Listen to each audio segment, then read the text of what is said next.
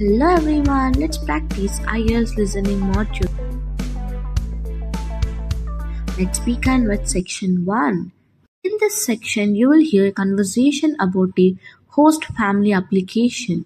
Here you have a form completion task, so you must listen for specific factual details such as address and location, best time to contact, length of stay, English level, preference and requirements, prices and starting date. Here the important tips are: use no more than 3 words or a number, answer come in the same order as the audio, write exactly what you hear. Now listen to the audio and answer the questions 1 to 10. At the end of this section, I will display the answers. You will hear a conversation between a student looking for a host family and a housing advisor. First, you have some time to look at questions 1 to 5.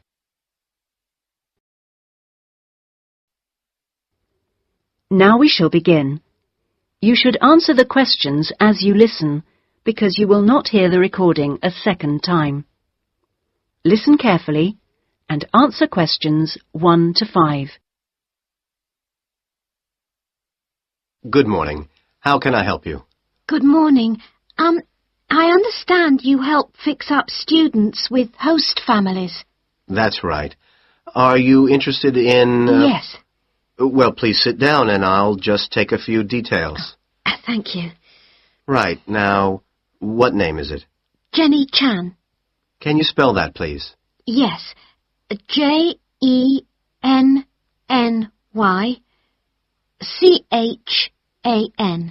Right. And what is your present address?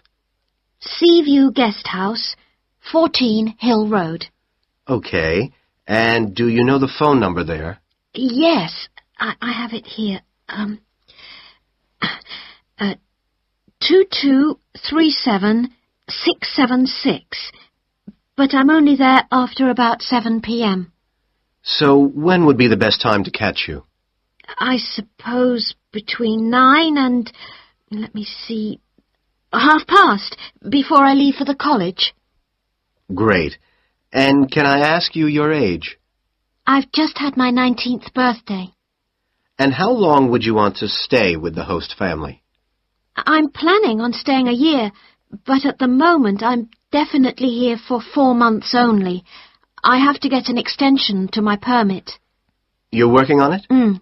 Fine. And what will be your occupation while you're in the UK? Studying English? And what would you say your level of English is? Good, I think. I'd like to say advanced, but my written work is below the level of my spoken, so I suppose it's intermediate. Certainly your spoken English is advanced. Anyway, which area do you think you would prefer? Well, I'm studying right in the centre, but I'd really like to live in the northwest. That shouldn't be a great problem. We usually have lots of families up there. Before you hear the rest of the conversation, you have some time to look at questions 6 to 10.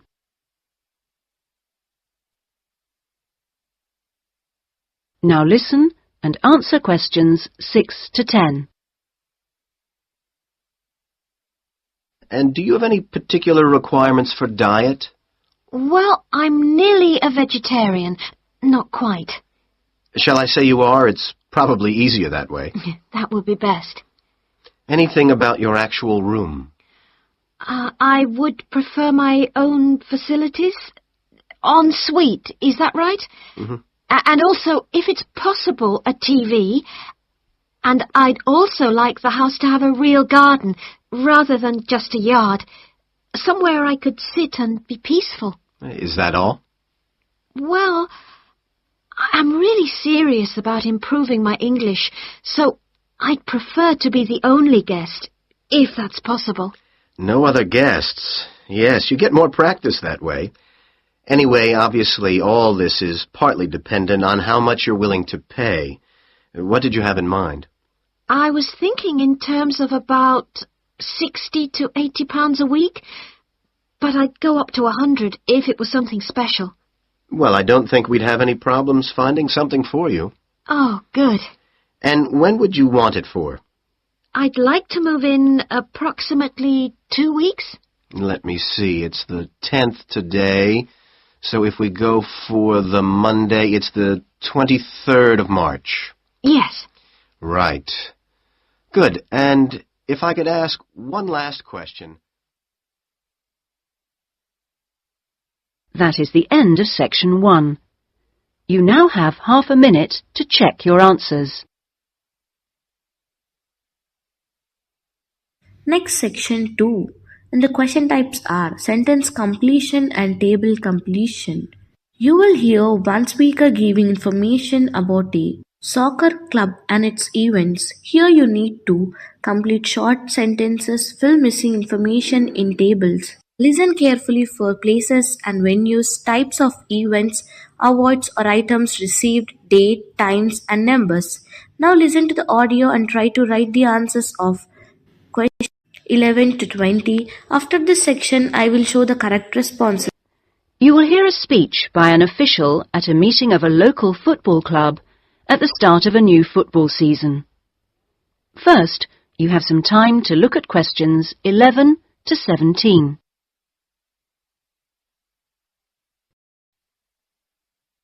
Now listen carefully and answer questions 11 to 17.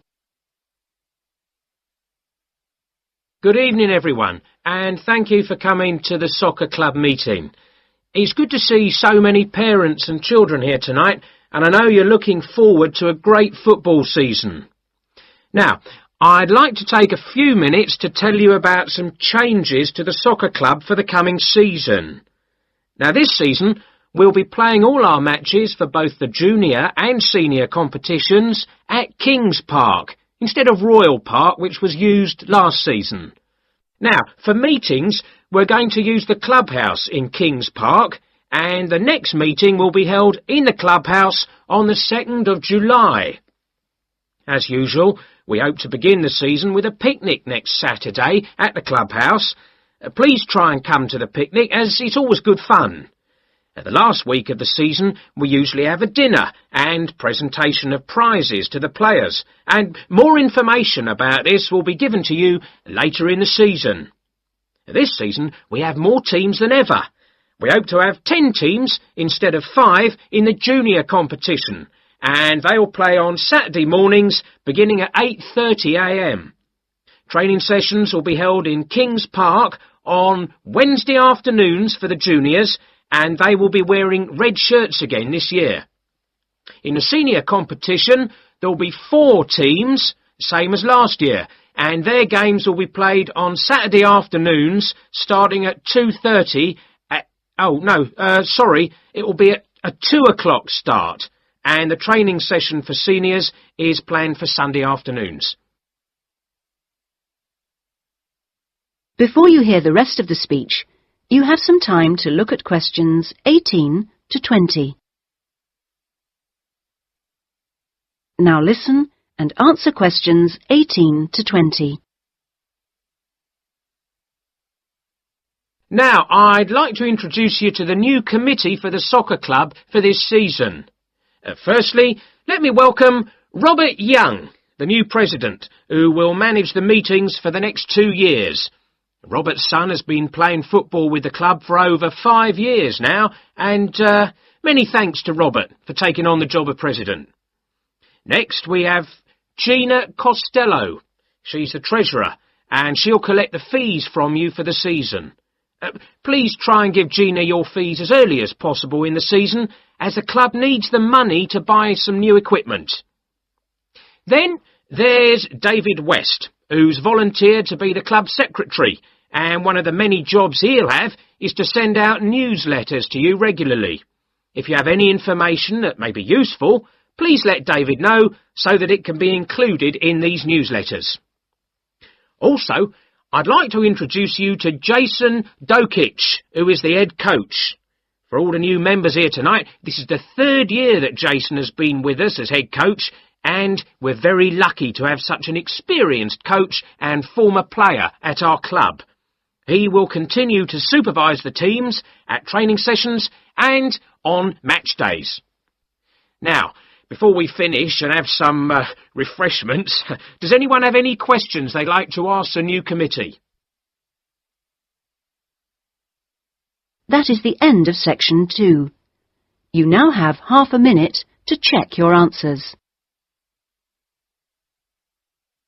Next, section 3. This section features a discussion between two students and a tutor about a company called Box Telecom, and the question types are note completion, multiple choice, and matching opinions. You will need to complete notes using short answers, choose the correct option A, B, or C, and match opinions to the correct speaker. Focus on predictions and opinions. Suggestions for improvement, who says what, speaker identification. Now listen to the audio and answer questions 21 to 30. At the end of this section, the answers will be displayed. You will hear a tutor and two students discussing a business case study. First, you have some time to look at questions 21 to 24.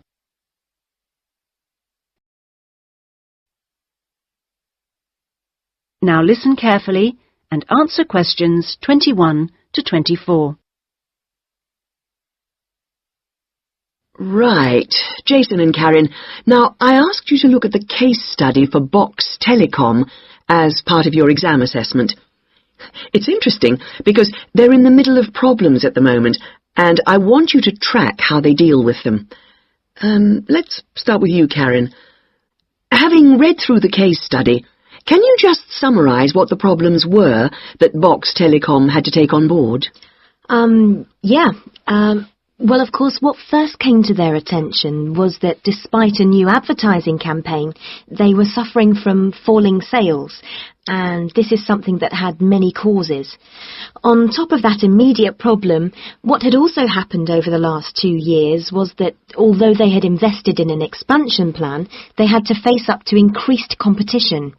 And before they had a chance to get to grips with the effects of that, they were stalled by a strike, and it was just when they were thinking about making a colossal investment in new machinery for their plants. So they were really in trouble. Yes, I think that's fair.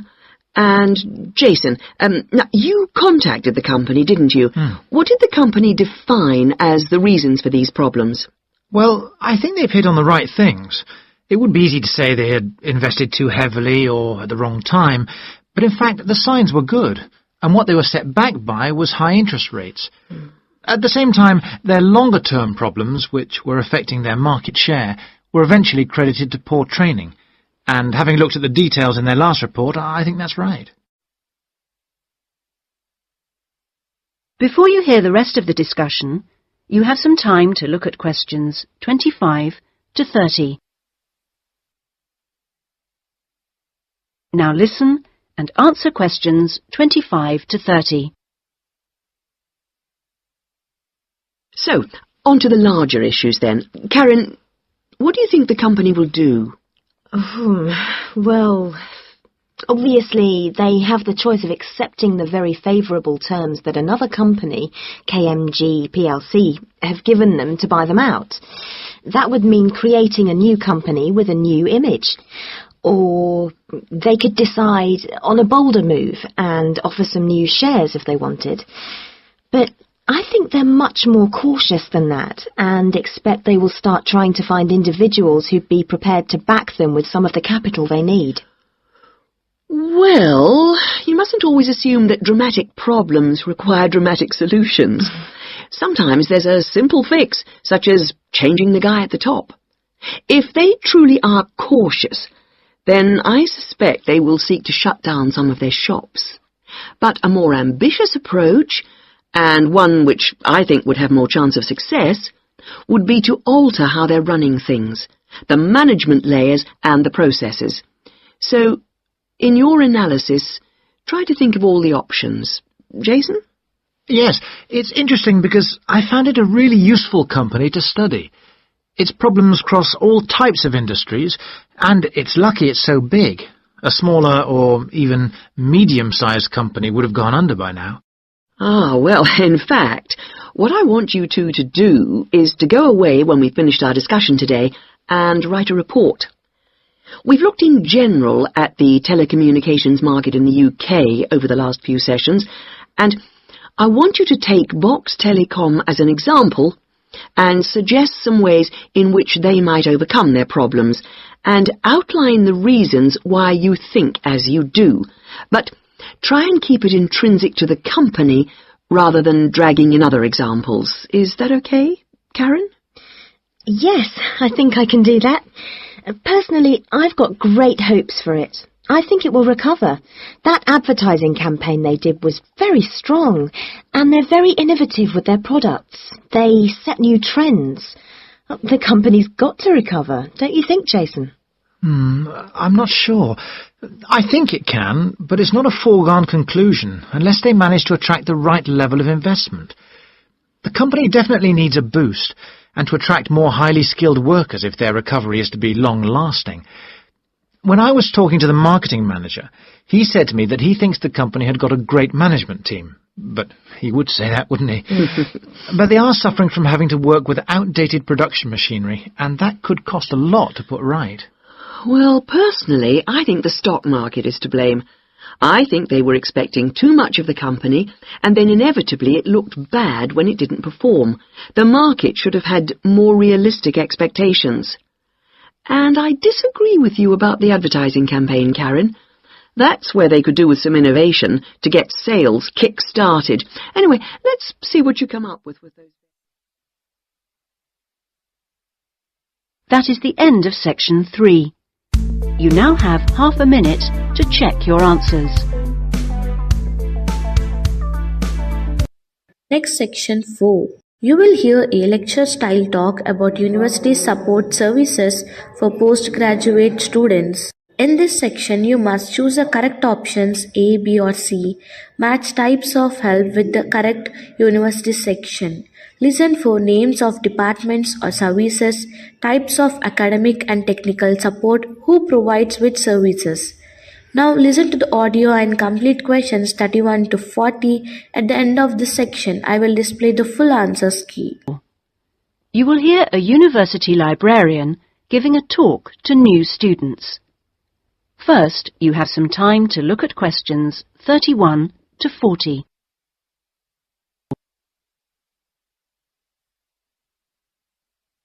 Now listen carefully and answer questions 31 to 40. Okay, are you all settled? Well, first of all, welcome to Cardiff University. I'm here to explain what we can offer you. Now, as a new student at the university, you will probably need some sort of guidance to help you to use the library effectively to study and research. Some of you have asked about a guided tour, but we find this rather muddles people. So, in this first week, we run a series of talks which focus on different aspects of the library and its resources. You'll also find that to get the most out of the library, you really do need to be computer literate. And so all this term we run small classes which will bring you up to speed on how to access the computer-loaded information. Okay, now let me give you an outline of what's available to you. You'll find that the computers are increasingly used as a research tool. Many students do most of their research on the internet, and the library computers are permanently online. Having found what you need, you'll find you can readily save texts on your personal computer space to print off when you need. You might think that it is the fastest way to get information, but the links can be slow. Clearly, you can find lots on there, but much of it is useless information, as it is from highly debatable sources, so be critical. You'll also find that the library has loaded several CD-ROMs onto the computers from specialist reference sources, such as the MLA. It means we can expand what we offer you at very little extra cost and saves us having to invest in more and more books. The CD-ROMs contain exactly the same information as the reference books, as the two are updated together. Now, most of you will need to refer to journal articles in your work, and you'll find you can also access these online, and we encourage you to do so. Clearly, some of you will find the printed version more accessible as it sits on the shelves, but I'm afraid the intention is to phase these out eventually.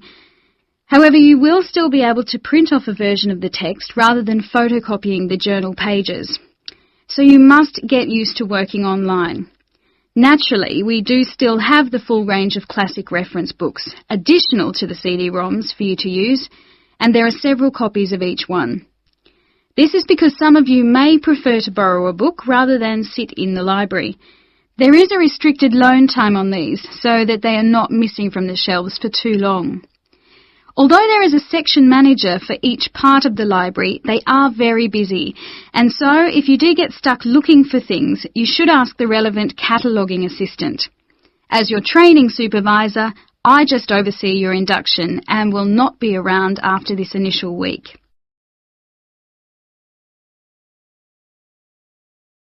Some of you may be interested to know that the library is offering specialised training sessions on writing a dissertation. Obviously, this is not relevant to those of you who are undergraduates, it is just for postgraduates. Your department will discuss the planning stage of the dissertation, i.e. what you're going to do with you, and we will focus on the structure of it. However, the training will also include some time on the computers. I realise most of you know how to organise files, but we can show you the different ways to run data programs. Your tutors will tell you at the outset how to set out the chapters they require, but you will need to ask them how they would like you to organise the bibliography, because it varies depending on your subject area. When you've got something together, the trainer here will look through the draft version for you to see if it's okay. And one final point, for those of you who have registered from abroad, we can offer individual sessions on dissertations if you feel you need them. If you require language lessons, then they are available from the International Centre next to the Law Department. That is the end of section 4. You now have half a minute to check your answers.